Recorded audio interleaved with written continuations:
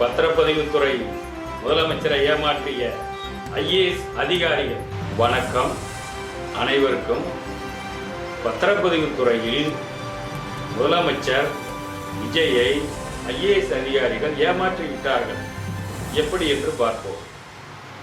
இதுவரை திமுக அதிமுக கட்சிகள் ஆட்சியில் இருக்கும்போது பத்திரப்பதிவு துறை அமைச்சர் பணம் வாங்கிட்டு டிரான்ஸ்ஃபர் போடுவார். ஆனால் அதுக்குன்னு தனியாக ஆட்களை நியமிப்பாங்க. பயில் அமைச்சர்கிட்ட போவோம், அமைச்சர்கிட்ட தலைவர்கிட்ட வரும், செக்ரட்டரிகிட்ட போவோம். இதுதான் ஜென்ரல் ஜார்னல்ஸ்னால் எவ்வளோ அமௌண்ட்டு அப்படின்னு கலெக்ட் பண்ணிட்டு தான் போடுவாங்க. ஆனால் இப்போ 2 நாளைக்கு முன்பு 50 பேருக்கு பணியிட மாற்றம் போட்டிருக்காங்க நம்ம பத்திரப்பதிவு துறையில். இதில் 25 பேர் ஐஏஎஸ் அதிகாரிகளால் பரிந்துரை செய்யப்பட்டவர்கள், ரெக்கமெண்டேஷன் செய்யப்பட்டவர்கள்.